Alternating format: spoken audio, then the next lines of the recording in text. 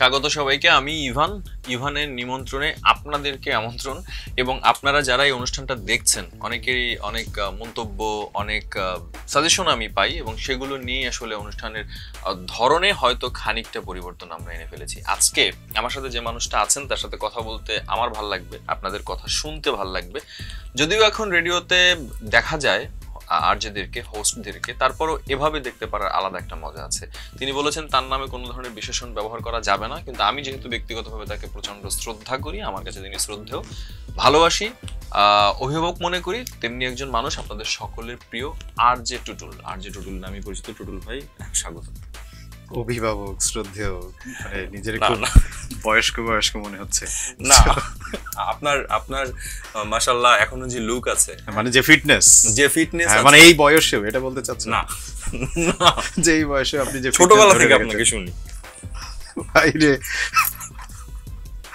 আচ্ছা, আমার মানে তোমার সাথে একসাথে বসে ঠিক এরকম অফিসিয়াল গল্প করা এটাই হচ্ছে প্রথম।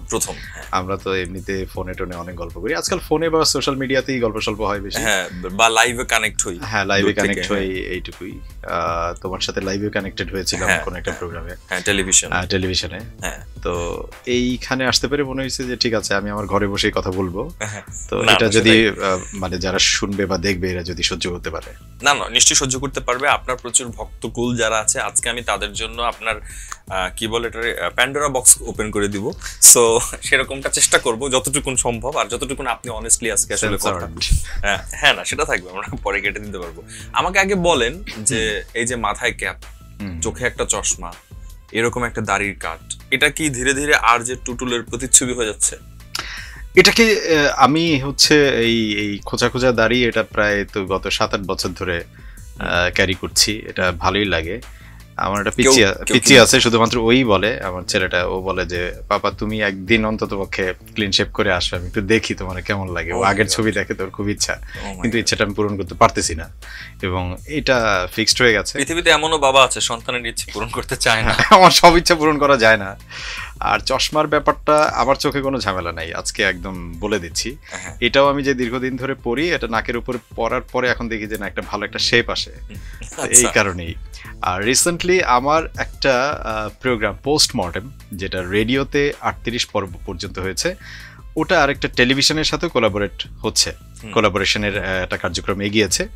তো সেই প্রোগ্রামের একটা প্রোমো রেডি হয়েছে। তো তখন মনে হলো যে আমার এরকম একটা ক্যাপ পরা উচিত, এবং তারপর থেকে আমি বাইরে টাইরে গেলে এই ক্যাপটা পরি। আর নর্মালি আমি ক্যাপ পরি, তার অর্থ এই না যে তোমার মতো এত চুল নাই, কিন্তু আছে মোটামুটি, এখন চলে। মাশাআল্লাহ। আর যে চশমাটা পরে আছেন টুটুল ভাই, সেটার একটা বিশেষত্ব আছে, তিনি চাইলে চশমার ভিতর দিয়ে চোখ চুলকাতে পারবেন। এটা আমরা শেষে দেখাই। হ্যাঁ, শেষে দেখবো। আচ্ছা টুটুল ভাই, এখন কি শো চলছে? আমার তো যখন রেডিও আমারে আমি ছিলাম, তখন তো 2009 থেকে 15 মর্নিং শো করেছি, তারপরে মিডনাইট শো করেছি, আমার ভালোবাসা উইথ লাভ গুরু, সেই শোতে আমার পার্টিসিপেশন ছিল। 2015-তে আমি চলে আসলাম রেডিও টুডেতে, যেটা আমার বর্তমান মানে কর্মস্থল, এবং ওখানে হেড অফ প্রোগ্রাম ডেভেলপমেন্ট হিসাবে আছি। ওখানে এফএম মামা শুরু করছিলাম 2015 থেকে একদম 2020 সালের আগস্ট মাস পর্যন্ত। তারপর 2020-এর আগস্টের 16 তারিখ থেকে আরেকটা প্রোগ্রাম শুরু করলাম, যেটার নাম হচ্ছে ইয়োর ভয়েস উইথ টুটুল। ওই শোটাই কন্টিনিউ করছি রাত 10টা থেকে রাত অলমোস্ট 2টা পর্যন্ত, সপ্তাহে 6 দিন, 6 রাতে 6 ধরনের কিছু বৈচিত্র্যপূর্ণ আয়োজন থাকে। সপ্তাহটা শেষ হয় হচ্ছে পোস্টমর্টেম দিয়ে। আপাতত এই শোটা নিয়ে আছে। জরুরি কিছু কথা শুরুতে বলে নিই, তারপর আস্তে আস্তে আড্ডায় ঢুকবো। যেহেতু আপনি একটা স্টেশনের এখন হেড অফ প্রোগ্রাম হিসেবে আছেন, এবং প্রচুর যারা একেবারে নতুন ছেলে মেয়ে বা ইয়াং জেনারেশন যারা আছে, এখনো কিন্তু ওদের কাছে এই আরজে শব্দটা বা এই ক্রেজটা এখনো আছে। তারা হতে চায়, রেডিও শুনুক বা না শুনুক, তারা আরজেটা হতে চায়। ফেসবুকে নামের আগে আরজে বসানোর জন্যই হোক বা ভালোবেসেই হোক, তাদের অনেকে না হয়ে আরজে লেখে। ধরো অনেকদিন ধরে রেডিও শুনে এরকম অনেক ছেলেদের সাথে বিশেষ করে আমার একদম ফাইট করতে হয়েছে, ভাই তোমার নামের আগে আরজে, তুমি কোথায় কাজ করো? ভাই আমি রেডিও শুনি, আপনাকে অনেক বছর ধরে শুনি, তাহলে আমি আরজে।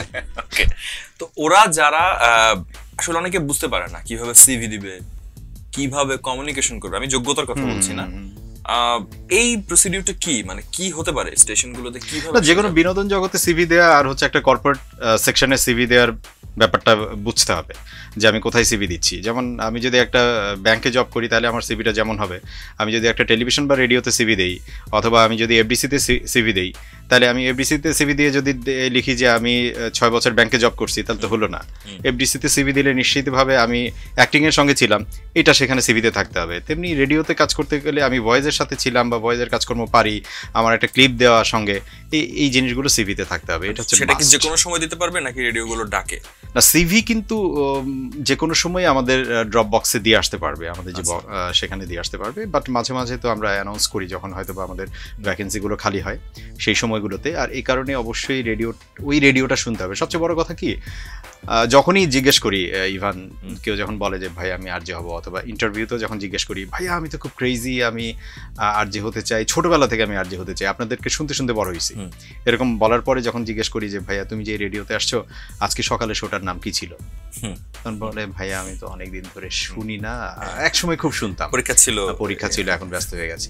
এখন কথা হচ্ছে তুমি যে কাজটা করতে চাও, তুমি যেমন এখন অভিনয় করছো, তুমি প্রচুর অভিনয় দেখছো, প্রচুর দেশি বিদেশি বিভিন্ন অ্যাক্টরদের অনেক কাজ দেখছো তুমি, এটাই তোমার কাজ। এখন আমি যে কাজটা করব, এখন আমি ইন্টারভিউতে পাচ্ছি না তার মধ্যে এটা নিয়ে কোনো নেক আছে বা এটার পেছনে সে লেগে থাকছে, তার এটার পেছনে সময় নাই, মানে সে যেন বলতে চাচ্ছে যে আমাকে খালি একটা সুযোগ দিয়ে দেখেন ভাই, পাঠাই দিব, এটা হয় না আসলে। হ্যাঁ, এটাই আসলে এই কথাগুলো জরুরি দরকার, এই জন্য একটু শুরুতেই আনছি। আচ্ছা, আর একটা বিষয় হচ্ছে যে অফিসগুলোতে গিয়ে এই প্রশ্নগুলো যেটা থাকে, যে আমাকেও অনেকে প্রশ্নগুলো করে, কিন্তু আজকে যেটা আমি আপনাকে পেয়েছি এবং এটা আর্কাইভ হচ্ছে, এটা মনে হয় কাজে লাগবে। অফিসে গিয়ে কি ভাইয়া সিভি দিব নাকি ফেসবুকে যে পেজ পাওয়া যায় সেখানে সিভি দিব? লিংক দেওয়া হয় অনেক সময়, তো আমরা আমাদের মেইল অ্যাড্রেসটা দিয়ে দিই, তারপরে গুগলের একটা লিংক দিয়ে দিই, সেখানেও দিতে পারবে। আর যদি ফিজিক্যালি আমরা দিতে বলি তাহলে অফিসে এসে দিতে হবে। আচ্ছা, দুভাবেই দিতে পারবে সে।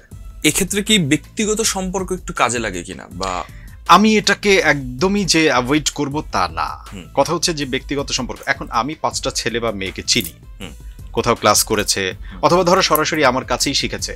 এখন প্রথম কথা হচ্ছে যে আমি ওখান থেকে হয়তো 2টো ছেলে বা মেয়েকে পাই যাদের মধ্যে হিউজ পটেনশিয়াল, মানে তাদেরকে আমি হয়তো বা বসাই দিলে, সুযোগ একটা দিলে তারা আসলেই ভালো করবে। তুমি কখনোই এখন প্রতিযোগিতার এই জায়গাটায় in front of microphone, in front off screen যারা কাজ করবে, তুমি কখনোই তাদেরকে নিয়ে রিস্ক কিন্তু নিতে পারবে না, তোমার সাথে যতই খাতির থাকুক না কেন। তবে খাতির বা লিয়াজোটা একটা জায়গায় কাজে লাগে, যদি আসলেই সে তার মধ্যে সেই ট্যালেন্টস, মানে যাই হোক না কেন তার ভেতরে সে বেসিক থাকতে হবে। তখন আমি কিন্তু চিন্তা করব যে ঠিক আছে এই ছেলেটাকে চিনি, তাহলে একে অন্ততপক্ষে ইন্টারভিউ পর্যন্ত আমি নিয়ে আসি। তো আপনি যে বললেন যে বেসিক জিনিসগুলো থাকতে হবে, হ্যাঁ, একেবারে বেসিক জিনিসগুলো কি? মানে আমি যদি আরজে হতে চাই তাদের হয়ে, মানে আমি প্রশ্নটা করছি যে কি বিষয় একেবারে থাকাই দরকার? জানতে হবে। হ্যাঁ, আমি যদি জিজ্ঞেস করি যে গত 7 দিনে তুমি মানে দেশের খোঁজ খবরটা কিভাবে নিছো, ভাই ফেসবুকে থেকে নিছি। এখন ফেসবুক ইটস নাথিং, মানে একটা অথেন্টিক কোনো সোর্স না। অনেক সময় সেখানে এমন থাম্বনেইল দেখি যে ওই থাম্বনেইল দেখে আমরা কমেন্ট করা শুরু করে দিই, আমরা ভিতরে ক্লিক করে পড়িও না। তা আমি যখন জিজ্ঞেস করি যে তুমি পত্রিকা পড়ছো কিনা, তো ও পত্রিকা পড়া মানে এখনো বোঝে যে পত্রিকা কিনে মনে হয় পড়তে হয়, তো বলে যে ভাইয়া আমি তো পত্রিকা পড়ি না। তো পত্রিকা না পড়লে বা তুমি পড়াশোনা না করলে আসলে জানবা কিভাবে? তুমি যদি কারেন্ট ইস্যুসগুলো সম্পর্কে না জানো তাহলে তুমি বলবা কি? তো সে তো চিন্তা করছে তাহলে তো পত্রিকা অনেক টাকা পয়সা দিয়ে কিনতে হবে। আমি তখন জিজ্ঞেস করি যে সোশ্যাল মিডিয়াতে বা এই ইয়েতে, এই ডিভাইসটায় তুমি কতক্ষণ থাকো সারাদিন নেট কানেক্টেড অবস্থায়? ভাই থাকি তো, অনেকক্ষণ থাকি। আমি বললাম কখনো কি গুগলে যে পত্রিকাগুলোর নাম লিখে সার্চ দিছো? ভাইয়া দেওয়া হয়নি। আমি বললাম দাও, দিলে তো তুমি একটু পরপরই আপডেট পাচ্ছ। তুমি যতক্ষণ ফেসবুকে যাচ্ছ, যতক্ষণ ইউটিউবে যাচ্ছ, সারাদিনে তুমি ঘুরে ফিরে কিন্তু 1-1.5 ঘন্টা পত্রিকা পড়তেই পারো, যানজটে পড়ে থাকলে পড়তে পারো। এটা খুব বেসিক দরকার। অর্থাৎ তার মধ্যে ভেতরে যদি কিছু না থাকে, মানে তোমার এখানে যদি কোনো কিছু না থাকে, তুমি বলবা কি? মোরালেস মানে মূল কথা হচ্ছে যে আপডেট থাকতে হবে, ইনফরমেশন থাকতে হবে, এবং তারপর তো বেসিক কিছু কথা, বেসিক জিনিসপত্র আছে, উচ্চারণ, এটা সেটা, এই ভাষার উপরে দখল, এই ব্যাপারগুলো তো থাকতেই হবে। আচ্ছা, লাস্ট প্রশ্ন, মানে সিরিয়াস আলোচনা, দরকারি আলোচনা, শেষ প্রশ্নটা অনেকে বলে এগুলো সিরিয়াস আলোচনা আছে না, এটা দরকার খুব। মানে বললাম তো এরকম একটা আর্কাইভ আমি খুঁজে পাইনি। মানে এই যে প্রসিডিউর গুলো, সবার কাছেই কিন্তু প্রশ্ন থাকে কোথায় কোর্স করব, কোথায় উচ্চারণ ঠিক করব, কিন্তু অনেকেরই জানতে চাই যে আমি ফ্রি একটা ক্লাস হয়ে গেল যেখানে। হ্যাঁ, এটা আমার ক্রেডিট। আপনারা আমাকে ফলো করবেন, অনুষ্ঠানটা ফলো করবেন, ভাইয়ার পেজ, আমার পেজ লাইক করে রাখবেন। আচ্ছা, আরেকটা ব্যাপার বলেন যে অনেকেই বলে যে ভাইয়া আমি তো স্টুডেন্ট, আমি একটু পার্ট টাইম করতে চাই, যদি সপ্তাহে 1 দিন হতো, 2 দিন হতো, সেই রকম সুযোগগুলো ইন্ডাস্ট্রিতে এখন, রেডিও ইন্ডাস্ট্রিতে এখন আছে কিনা? এখন রেডিও বলো টেলিভিশন বলো, আমি যতদূর খোঁজখবর নিয়ে দেখেছি বা আমরাও যেটা করি, একটা হচ্ছে যে কস্ট মিনিমাইজের একটা ব্যাপার কিন্তু থাকেই। এটা থাকেই, এটা প্রফেশনালিজমে, মানে তুমি যখন একটা প্রতিষ্ঠান দিবা তখন সেখানে প্রফেশনের পাশাপাশি ইমোশনটা অনেক বেশি কাজ করে। তখন ইমোশনালি ওই কোম্পানির ম্যানেজমেন্ট অনেক ধরনের সিদ্ধান্ত নেয়, 100 জন নিয়ে কাজ শুরু করে দেয়, কিন্তু 6 মাস পরে যখন বাস্তবতা তারা দেখে যে 100 জনের মধ্যে 10 জন ঠিক করে কাজ করে এবং এই 10 জন পুরো স্টেশনটা চালায়, বাকি 90 জন হয়তো তাদেরকে সাপোর্ট দেয়। তখন তারা চিন্তা করে যে তাহলে এই 90 জন আমার দরকার নাই, আসলে আমি প্রথমে ভুল করছিলাম, তাহলে এই 90 জনের মধ্যে থেকে আমার 60 জন হলেই চলবে। এটা বাস্তবতা, আমি এটাকে কখনোই দোষ দিই না। তো শুরুতে এই জিনিসগুলো বোঝা উচিত। তো সেই জায়গা থেকে আমার মনে হয় যে মানে কি বলবো, প্রশ্নটা আরেকবার যদি একটু, মানে অনেকে বলে যে আমি একটু পার্ট টাইম, হ্যাঁ, সেই জায়গা থেকে আমরা সপ্তাহটাকে আসলে একটা রোস্টিং এ ফেলে দিচ্ছি এখন। মানে পার্ট টাইমে কাজ করার সুযোগটা কমে যাচ্ছে, রেডিও টেলিভিশন যাই বলো না কেন, রেডিওতে তো এখন আসলেই কমে যাচ্ছে। আমরা চাচ্ছি যে 6 দিনই সে কাজ করুক এবং আমরা সপ্তাহটাকে একটু ঘুরিয়ে ফিরিয়ে তাকে দেই। তারপরে কিছু সুযোগ আছে, ধরো স্পোর্টস নিয়ে একটা প্রোগ্রাম করলাম, একটা ছেলে খুব স্পোর্টস সম্পর্কে ভালো জানে বা মেয়ে, বা ধরো বিনোদন পাড়া নিয়ে একদম স্পেসিফিক একটা শো যদি উইকেন্ডে আমি ডিজাইন করি বা কাউকে যদি ওরকমটা পেয়েই যাই, তাহলে তাকে নিয়ে তো আলাদা একটা ডিজাইন করাই যায়। সেই সুযোগগুলো তাহলে আছে এখনো। আমার মনে হয় যে যথেষ্ট কাজে লাগবে। আপনারা যারা রেডিওকে ভালোবাসেন এবং এরকম প্রশ্নগুলো যারা ফেস করেন, এই অংশটুকুন যারা দেখলেন, তারা বিভিন্ন জায়গায় মিসগাইডেড না হয়ে বিভিন্ন জায়গায় কিন্তু এই অংশটুকুন পোস্ট করতে পারেন এবং বিভিন্ন জায়গাতে আমার মনে হয় সংবাদ প্রকাশে সেটা অ্যালাউ করবে, কারণ অনেকেই ভুল জায়গায় নক করে এবং অনেক প্রলোভিত হয়ে অনেক ধরনের দুর্ঘটনার, ভাই এ বানাই দিব, সে বানাই দিব, এটা করব। আচ্ছা, আরেকটা বিষয় একটু ভাইয়ের সাথে আমি অ্যাড করি আমার অভিজ্ঞতা থেকে। কেউ টাকা পয়সা দিয়ে বা কফি খেয়ে বা বাইরে মিটিং করে আর যে বানাই দিতে পারে না, এটা একটা ভুল ধারণা। কাজেই এগুলো ব্যাপারেও দিন শেষে মাইক্রোফোনের সামনে তাকে বসতে হবে, কথা বলতে হবে। বিশেষ করে মেয়েরা যারা আছেন বা আছো, তারা একটু সাবধান থাকবেন এইসব ব্যাপারে। আমাদের সিরিয়াস আলোচনা শেষে ব্যাপারটা আপনাকে ধরি আমি শ্রদ্ধার সাথে। আমাকে বলেন টুটুল ভাই, যে আপনারা যখন ইন্ডাস্ট্রিটা শুরু করলেন, তারপরে এই রেডিও ইন্ডাস্ট্রির এখন যে অবস্থা, সাদা চোখে আপনি ভিতর থেকে বলবেন হয়তো আগের মতোই আছে, কিন্তু মানুষের কাছে খুবই প্র্যাকটিক্যালি ওই আবেদনটা নাই। কেন? এটা আপনাদের, মানে আপনারা আপনাদের সময় আরো যারা ছিলেন, কিবরিয়া ভাই, নীরব ভাই, আপনি, অন্য আরো যারা ছিল, আপনাদের এখানে কি মানে কোনো দায়িত্ব ছিল না, বা আপনারা কতটুকু ব্যর্থ এটা করতে না পেরে? এখানে ব্যর্থতার চেয়ে আমার কাছে যেটা মনে হয় যে আমাদের আরো অনেক বেশি ডিজিটাল মিডিয়াতে ফোকাসড হওয়া দরকার ছিল উইথ আওয়ার রেডিও কন্টেন্ট। আচ্ছা, আমি রিপিট করছি, উইথ আওয়ার রেডিও কন্টেন্টস। ভুলটা এখানে হয়েছে কি, যে মাঝখানে কিছু রেডিও নামধারী, আমি আসলে বলবো যে রেডিও নাম দিয়ে তারা একটা ইউটিউব চ্যানেল খুলছিল, হ্যাঁ এরকম স্কুল ছিল। তো তারা যেটা করলো যে রেডিওর কন্টেন্ট বাদ দিয়ে তারা আসলে তাদের মতো করে তারা ওখানে নাচ গান এটা সেটা শুরু করে দিল রেডিওর পেজে। কিন্তু রেডিওর পেজে রেডিওর কন্টেন্ট আসা উচিত। একটা রেডিওতে 24 ঘন্টায় প্রচুর কন্টেন্টস। আমার সাথে হয়তো বা একটা মানে ফোন কনভারসেশন হচ্ছে কোনো একটা লিসনারের, সেটা খুব টাচি হতে পারে।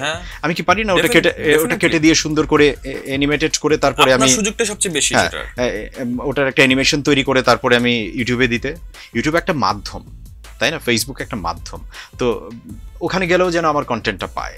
আমাদের পাশের দেশে আমরা কি দেখি, তাদের রেডিও কন্টেন্ট গুলোকেই তারা কনভার্ট করে দিয়ে রাখছে। ইনফ্যাক্ট আমি একটু আপনার সাথে অ্যাড করি, যেহেতু আমার একটা অভিজ্ঞতা আছে বড় সময় থাকার, সেখানে একটা নতুন ছবি মুক্তি পাবে, তারা ভাবতেই পারে না সাথে একটা রেডিও থাকবে না। সেটাই একদমই, কারণ রেডিওকে তারা এত বড় একটা শক্তিশালী মাধ্যম মনে করে। ইভেন তো শাহরুখ খানের কথা বলেন, সে তার প্রমোশনে রেডিওকে বেছে নেয়, খুব ইম্পর্টেন্ট যে রেডিও থাকতে হবে, রেডিও থাকতে হবে। এখন এখানে যেটা হলো যে ওই সময়টা একটা অস্থির সময় গেল আমাদের যেমন ইয়েতে কি বলে সিনেমা পাড়ায় যেমন একটা সময় একটা অস্থির পাড়া, এবং সেই অস্থিরতা থেকে আমরা তো উঠতে পারি নাই, বরং আর আমরা উঠতেই পারি নাই এখনো পর্যন্ত।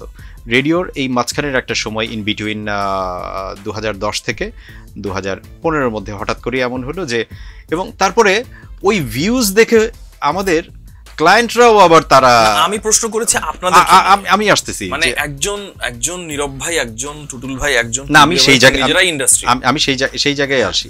তো আমাদেরকে তখন বলা হলো যে তোমরাও তাহলে এরকম কিছু একটা করা দরকার, এরকম নাচ গান করবা, এটা সেটা করবা। বাট আমরা কিন্তু আমাদের জায়গা থেকে সরে যাইনি। সেটা আমি হোক বা বাকি যারা সিনিয়র, আমরা বুঝছি যে রেডিওর কন্টেন্টটা আসলে ওইভাবেই আনতে হবে, এরকম নাচ গান করে বেশি দিন টিকে থাকা যাবে না, এবং তারা আলটিমেটলি টিকে থাকেনি। কিন্তু দিন শেষে আমরা মানে ওই শুরু থেকে যেভাবে কাজ করেছি, যেভাবে রেডিও কন্টেন্ট নিয়ে কাজ করেছি, তারাই কিছুটা টিকে আছে। এটা একটা বড় ধাক্কা কিন্তু, এবং এই ধাক্কার কারণে খুব স্বাভাবিকভাবেই রেডিও ঠিক যেভাবে এগোনোর দরকার ছিল সেভাবে না গিয়ে এখন কিছুটা একটা স্থবির জায়গায় আছে। মানে একদম পেছনে পড়ে গেছে তা না, কিন্তু এতটা বছর পরে রেডিও ঠিক পাশের দেশে যেখানে কত দূর চলে গেছে, ওই যে তুমি যেটা বললা যে মানে বলিউড মুভি হবে, হলিউড মুভি হবে, সেখানে কিন্তু রেডিও থাকে। আমি একটা ছোট্ট উদাহরণ দিই, আমরা যখন যে সময়টাতে এসে কথা বলছি ঠিক এই মুহূর্তে পাশের দেশের একজন প্রখ্যাত মূলত রেডিও জকি তিনি আমাদের দেশে, এবং তারা একটা প্রমোশনের জন্য এসেছেন, হুমড়ি খেয়ে পড়ছে মানুষ। হ্যাঁ, তো সেখানে কেন একজন টুটুল ভাই কিংবা একজন উদয় ভাই তাদের জন্য মানুষ হুমড়ি খেয়ে পড়ছে না? মানে এটা আমার একটা দুঃখ আপনাদের প্রতি আমার। সেই আমরা এখানে যদি বলি যে আমরা যারা অ্যারেঞ্জার, আমরা যারা বিভিন্ন ইভেন্ট অ্যারেঞ্জ করি, আমরা আসলে আমাদেরকে নিয়ে কতটা ব্যস্তই বা থাকি। আচ্ছা, সেই প্রসঙ্গে আমি যাচ্ছি, মানে সেখানে আসবো। এটাও তো আমাদের একটা দুর্ভাগ্য, খুব ভারী হয়ে যাচ্ছে, অনেক ভারী হয়ে যাচ্ছে। আমি একটুখানি হালকা করে দিচ্ছি। আরেকটা বিষয় বলতে চাই যে আরজে এবং বিশেষ করে ছেলে আরজে, হ্যাঁ, তাদের এত বদনাম কেন? মেয়েদের বদনাম নেই? মেয়ে আরজেদের বদনাম খুব কম শুনছি। আচ্ছা, মেয়ে আরজেদের আমাদের দেশে এখনো পর্যন্ত মানে আমি রেসপেক্ট রেখেই বলি, ওরা খুবই ভালো কাজ করে এবং ওদের অনেক ফ্যান ফলোয়ার্স। তবে এই তল্লাটে এই অঞ্চলে এখনো পর্যন্ত এই জায়গাটা ছেলেরা ডমিনেট করছে, নো ডাউট। সেটা আমাদের পাশের দেশ বলো বা আমাদের এখানে বলো, সব জায়গাতেই এই একটা জায়গা মনে এখনো ছেলেদের জন্য। হ্যাঁ, মানে আলহামদুলিল্লাহ যে জায়গাটায় কাজ করছি সেটা ছেলেদের জন্য। এখানে যে হারে ভিডিও কন্টেন্ট আসতেছে, এখানে মেয়েদের দখলদারিত্বটা ওইভাবে তৈরি হয়নি। ওরা যেন রাগ না করে, আসলে রাগ করার কিছু নেই, রিয়ালিটি বলছি। কারণ তাদের অনেক জায়গা আবার আমরা দখল করি না। যেমন ধরেন আমি টেলিভিশন হোস্টিং এ বহুদিন করেছি না, তো সেখানে অনেকেই ফোন করে বলে ভাই একটা ফিমেল হলেই হলো, কথা বলতে পারুক আর না পারুক, ক্লায়েন্ট চাচ্ছে। তো রেডিওতে এখন এটা শুনতে হয় না, রেডিওতে বেসিক্যালি ছেলেদেরকেই চায়। এখন কথা হচ্ছে যে যেখানে তোমার অ্যাকসেপ্টেন্স বেশি সেখানে তোমার ফ্যান ফলোয়ার্স বেশি। যেখানে তোমার ফ্যান ফলোয়ার্স বেশি, ইটস আ মিডিয়া, তুমি বিনোদন মাধ্যমে কাজ করছো, তো সেখানে তোমাকে নিয়ে গসিপ হবে না, তোমাকে নিয়ে বাজে কথা বলবে না, এটা তো হইতেই পারে না। এবং দিন শেষে ইউ আর দ্য পারসন, যদি তুমি আসলেই একটা আলোচনার বিষয় হও তাহলে তোমাকে নিয়ে সমালোচনাও হবে, এবং সেটা যেভাবেই হোক না কেন হতেই হবে। আচ্ছা, তো এক্ষেত্রে কি মানে আমার কোনো মানে পুরোটাই আমি ডিফেন্ড করে গেলাম, আমার কি ব্যক্তিগত মানে আমার আসলেই কোনো দোষ থাকে? অবশ্যই থাকে, কেন থাকবে না? অবশ্যই থাকে, কারণ আমরা দিন শেষে তো যেই পেশাতেই কাজ করি না কেন, দিন শেষে আমরা মানুষ, এবং মানুষ হিসেবে আমরা অনেক ভুল কাজও করি, আমরা ভুলভাবে অনেক ডিল করি, যেটা বিনোদন মাধ্যমে আমরা করি। কিন্তু এবং সেই করতে যাওয়াটা যদি অবশ্যই নিজের জন্য ভুল হয়, সেটা তুমি যখন ভুল বলছো, তুমি যখন এটা আমার জন্য অপরাধ বলছো, সেটা আমাকেও মানতে হবে, ওটা আমার অপরাধ। যদি আমি সেটা করে থাকি তাহলে আমিও তোমাকে সামনে রেখেই সেটার জন্য সরি বলছি। আপনি কি ব্যক্তিগতভাবে এরকম কখনো করেছেন কোনো ফ্যানের সাথে একটু কফি খাওয়া বা একটু বাইরে আলাদা করে দেখা করা বা একটু সুযোগ সুবিধা নেওয়া, এরকম কিছু? না, আমার মনে হয় যে একটু সুযোগ সুবিধা নেওয়া মানে কাজের ক্ষেত্রে কোনো ধরনের কোনো ডিলিং আমি কারোর সাথে করিনি এখনো পর্যন্ত। যে কফি খাওয়া না, কোয়ালিটি টাইম স্পেন্ড করি নাই অন্ততপক্ষে কোনো ফ্যানের সঙ্গে। কেন? ইচ্ছেও করেনি? আমি আলাদাভাবে এই সময়টা কখনো বের করি নাই। আমার কাছে মনে হয়েছে যে, এবং আমি যেটা বুঝছি সেটা হচ্ছে, এক হলো যে আমি আমার যেমন গত 2-3 দিন আগে থেকেই একজন মানে হচ্ছে একটা ছেলে ভক্ত আর কি, সে কুষ্টিয়া থেকে যোগাযোগ করলো, এবং যোগাযোগ করে এখন যখন আমার সাথে ইনবক্সেও কথাবার্তা বলতে পারছেন, উনি এখন কমেন্ট সেকশনে এসেও আমাকে নিয়ে উল্টাপাল্টা লিখছেন, ভাই কেমনে ফিটনেস ধরে রাখলেন, এই করলেন সেই করলেন। তাহলে ব্যাপারটা খুব ক্যাজুয়াল হয়ে যাচ্ছে। তা আমার মনে হয় যে একটু দূরত্ব বজায় রাখা দরকার। হ্যাঁ, একটু, কারণ যে এতদিন আমাকে শুনে শুনে সামনে এসেছে, এই মানুষটা যখন আমাকে কফি শপেও নিয়ে যেতে পারলো, তারপরে সুখ দুঃখের আলাপও অনেক বেশি করতে পারলো, তাহলে তো সে এরপরে আমার সাথে ফোনেও মাঝে মধ্যে কথাবার্তা বলবে। এখন ফোনেই এতদিন আমাকে শুনেছে রেডিওতে, ওটা শোনার জন্য সে রাত 10টা বা সন্ধ্যে 6টা পর্যন্ত ওয়েট করেছে, ভোরবেলা উঠে রেডিও টিউন করছে। এই মানুষটা যখন ফোনে আমাকে ফোন করলেই পাবে, এই মানুষটাকে তো আমি একটা লিসনার হারালাম। আচ্ছা, তো কখনো কোনো ফিমেল ফ্যানের সাথে প্রেম প্রেম হয়ে যাওয়া বা প্রেম হয়নি বা এরকম কখনোই, মানে বলতে পারেন, আমার মনে হয় ভাবি কিছু মনে করবেন না না না, মানে ঘটনা আসলে সে অনেক কিছু সাক্ষী তো, এবং হ্যাঁ, শি ইজ আ ফাইটার, হ্যাঁ। ফাইট টাইট করে অনেক সময় ধরে টরে আনে আমাকে, এটা নো ডাউট। কিন্তু কথা হচ্ছে যে না, আমার কোনো মানে ফ্যানের সাথে প্রেম টেম টাইপের কোনো কিছু হয় নাই। তবে হ্যাঁ, গুড রিলেশন তৈরি হয়েছে অনেক সময়, এবং ভালো বোঝাপড়া হয়েছে, এবং তাদের অনেক ক্রেজি ব্যাপারগুলো আমাকে ফেস করতে হয়েছে। বুঝতে পারছি টোটাল ভাই আজকে সব কিছু বলবে না, মানে এটা বোঝা যাচ্ছে। নিজেকে ধরে রাখতে কষ্ট হয় না যখন প্রেমে পড়ে যান প্রচন্ড? অনেক প্রেমে কিছু তো ভেবে। প্রতিনিয়তই পড়ি। হ্যাঁ। প্রেমে না পড়লে ভাই, প্রেম না থাকলে তুমি মানে এত সুন্দর করে বসতেই পারতা না, কথাই বলতে পারতা না, এই চায়ের কাপ তোমার ভালো লাগতো না। হ্যাঁ। প্রেম না থাকলে গাছের আচ্ছা, ফুল আচ্ছা, পাখি, চা আছে। গাছের ফুল পাখি কোনো কিছুই ভালো লাগবে না। আচ্ছা, ওকে। না মানে তার মানে আপনি অনেক না বলতে চাও কথা আমি বুঝে নিলাম যে আপনি বলে ফেললেন। হ্যাঁ, এখন তুমি যদি এখান থেকে আসলেই মনে করো যে আমি অনেক কিছু বলি নাই, আমি সবসময় একটা কথা বলি যে তুমি যখন বক্তা তখন তুমি তাই বলো যা মানুষ শুনলো, আর যা মানুষ শুনলো সেটাই যেন তারা বিশ্বাস করে। দর্শক আপনারা কমেন্টে জানাবেন আপনাদের কাছে কি মনে হয়, তিনি আসলে সবকিছু বলেছেন নাকি বলেন না, গালি খাবো এটা ঠিক জানি। এই মুহূর্তে না, আমার দর্শকটা খুব ভালো, গালি দেওয়া হয় না এখানে। এই মুহূর্তে যদি আপনি স্টেশনে থাকতেন এবং এরকম একটা কনভারসেশনের পরে একটা গান বাজাতেন, সেই গানটা কি হতো? আমার নিজের গান বাজাতাম। একটু শুনবো তাহলে। হ্যাঁ, এটা গানটা আমার প্রথম অ্যালবামের, এবং সজীব দাসের সুর এবং সঙ্গীতে, এবং গানটা লিখেছেন তিনি হচ্ছেন আরেকজন মানে লেজেন্ড একজন গীতিকার, অনেক ভালো ভালো গান লিখেছে, ওর নাম হচ্ছে সুরিত সুফিয়ান।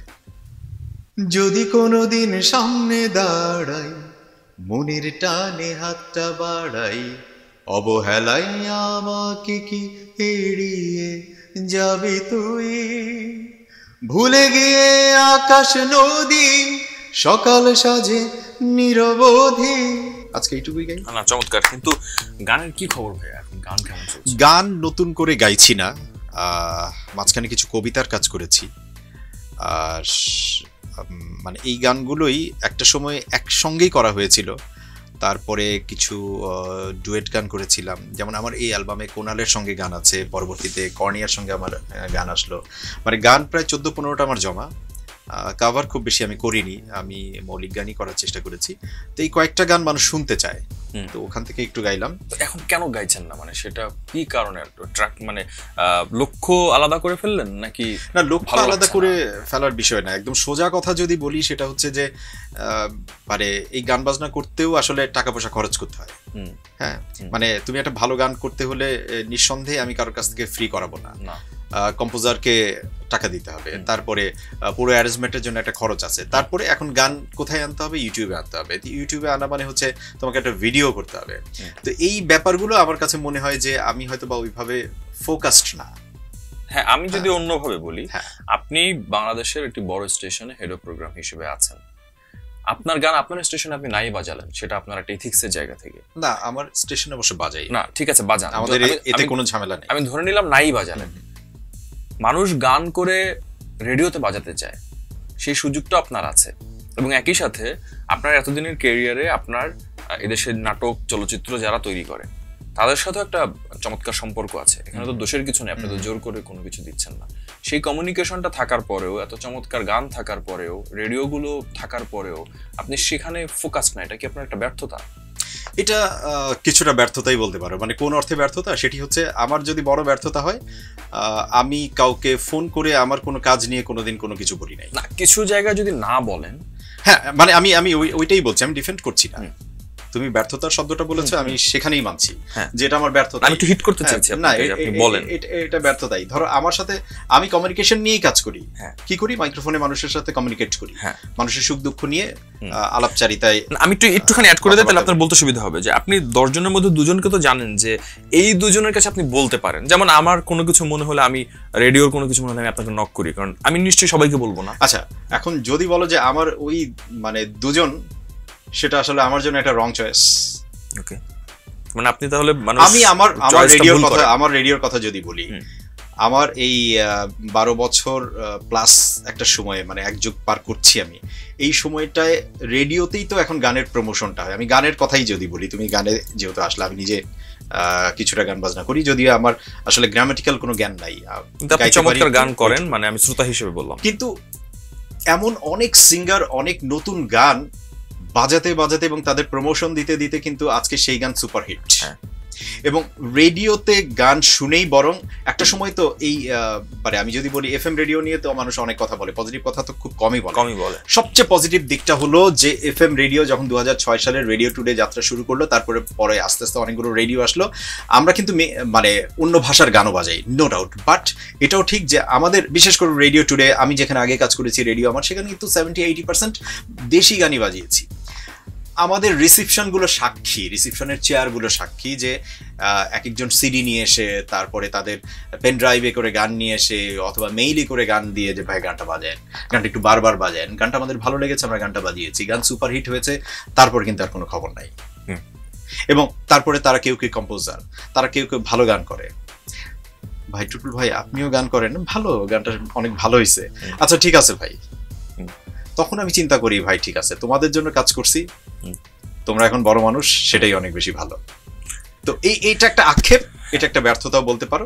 তবে হ্যাঁ, অনেক মানুষ হয়তো বা আমাকে ডেকেছেও, আমি হয়তো বা আমি আমার এই কাজটা নিয়ে বা আরো অন্যান্য কিছু কাজ করি সেটা নিয়ে এত বেশি ফোকাসড, যে কারণে গান নিয়ে আসলে অত বেশি না। কিন্তু একটা দাবি থাকবে, একটা চাওয়া থাকবে, যারা একটা বড় বড় অংশ কিন্তু আপনাকে মানুষ হিসেবে, হোস্ট হিসেবে গানের জায়গা থেকেও পছন্দ করে, তাদের চাওয়ার জন্য হলেও এই অভিমানগুলো জীবনকে অনেক ক্ষতি করে। আমি আপনাকে ওই স্পর্ধা দেখাচ্ছি না, জ্ঞান দিচ্ছি তা না, আমার ভিতরে এই ব্যাপারগুলো আছে।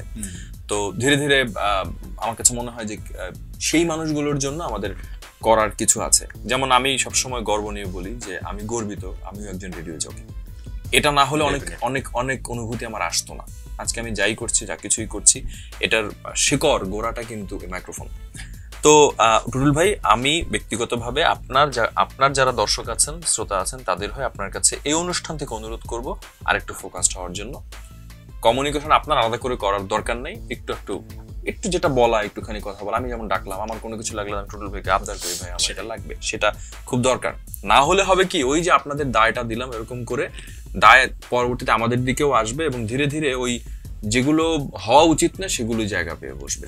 আচ্ছা, আমরা আলোচনা মোটামুটি এরকম করে বাড়িয়ে নিচ্ছি। আর একটা কথা আমাকে একটু বলেন যে জীবনটা এখন যে জায়গায় এসে, এক যুগের কথা বলছিলেন একটু আগে, যখন শুরু করেছিলেন, তারপর আজকে এক যুগ পার হয়ে গেছে, এখন কি পেছনের দিকে তাকালে কেমন লাগে? মানে খুশি হন নাকি একটু উদাসী হয়ে যান?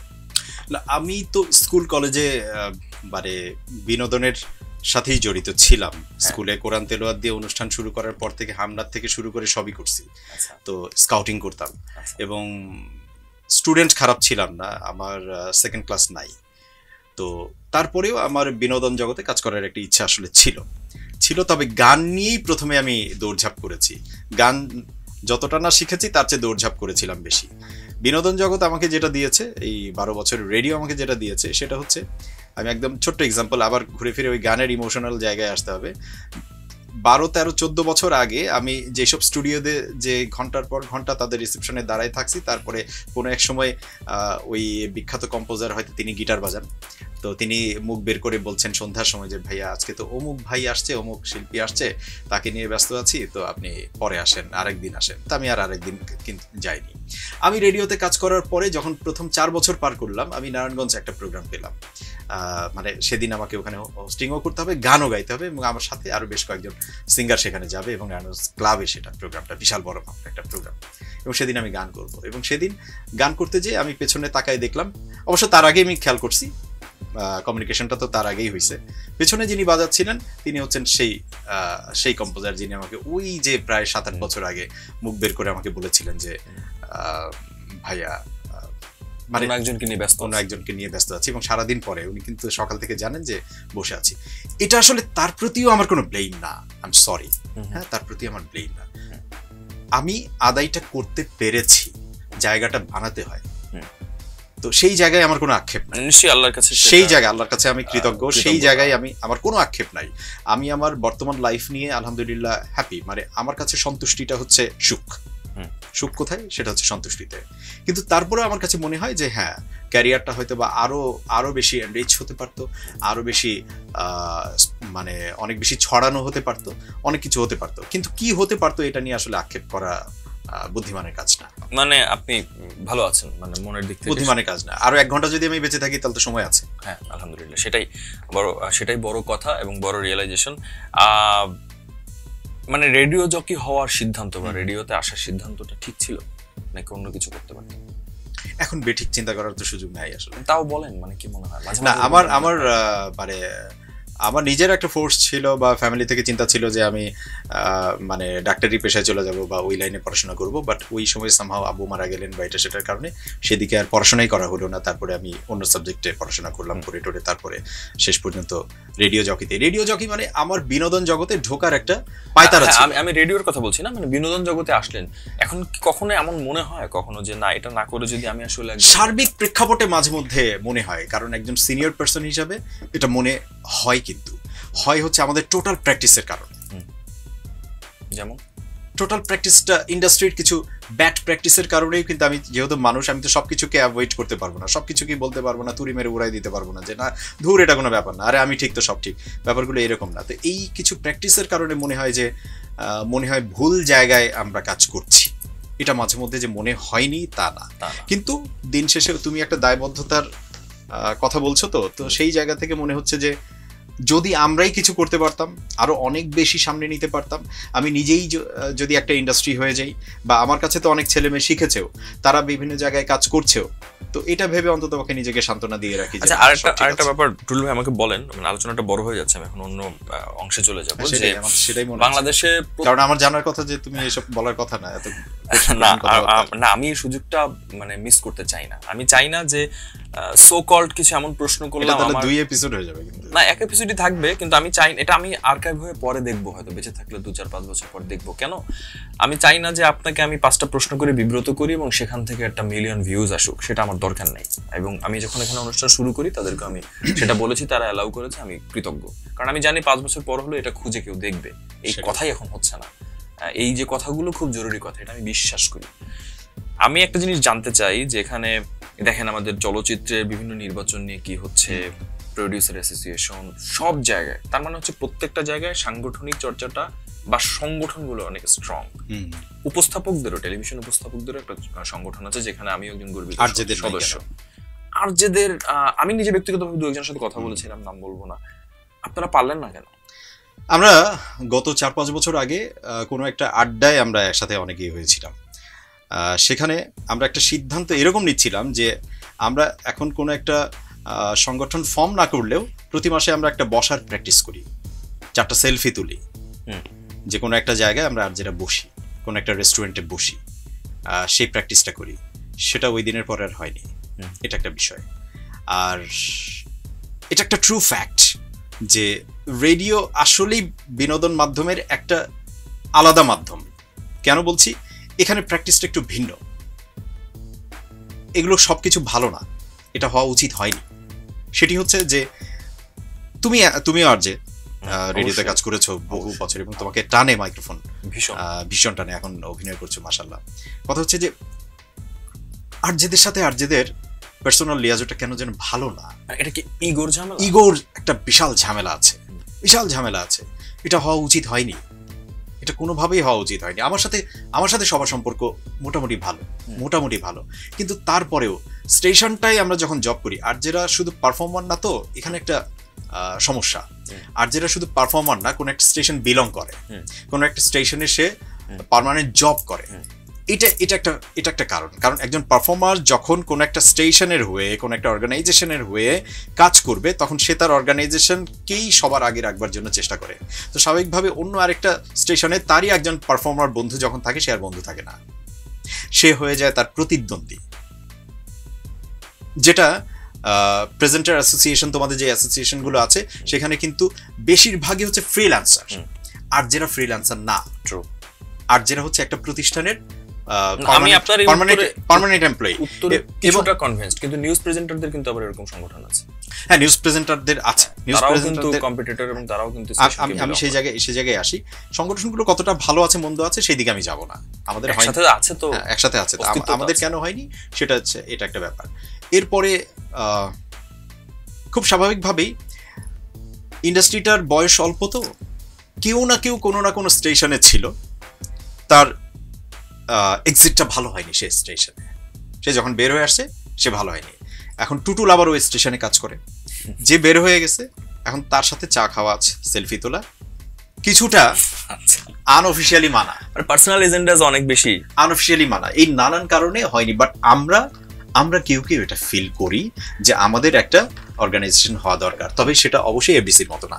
দাবি নাম্বার 2 না, তবে সেটাই এফডিসির মতো না। দাবি নাম্বার 2, টুটুল ভাইকে এখানে রেখে নীরব ভাই, কিবরিয়া ভাই, রাজু ভাই, উদয় ভাই, আপনারা যারা আছেন আপনাদের কাছে বলি যে সম্ভব হলে এই আমরা চাই মানুষগুলোকে এই যে একসাথে যতগুলো নাম সম্পর্ক বলেছো নাই হোক, আমরা চাই কিন্তু হ্যাঁ মানে তাকে রেখে প্রতিনিধি রেখে আমি একজন গর্বিত আর যে সবসময় বলি এটা আমার প্রফেশন ছিল বলতে চাই না, আমি যে কোনো সময় আবার রেডিওতে শো করতে ফিরে আসবো ইনশাল্লাহ। তো এই জিনিসটা আপনারা একটু চেষ্টা করবেন, এটা একটা ইভানের নিমন্ত্রণে সংবাদ প্রকাশের মাধ্যমে আপনাদের কাছে একটা নিবেদন, এবং টুটুল ভাই আপনাকে সেটার প্রতিনিধি বানিয়ে দিলাম। হ্যাঁ, আমরা আবার এটা একটা ফলো আপ করবো পরে। আচ্ছা, আমি এবার একটু অন্য প্রসঙ্গে চলে যাই। এবার একটা অনেক এখান থেকে বের হবে, যেটা করি যে এটার নাম আজও পর্যন্ত দিতে পারি নাই, এটা কি জাদুর বাক্স না কি বুঝতে পারছি না, কিন্তু এখানে অনেকগুলো কাগজ আছে, সেই কাগজগুলোর মধ্যে একটা শব্দ আছে।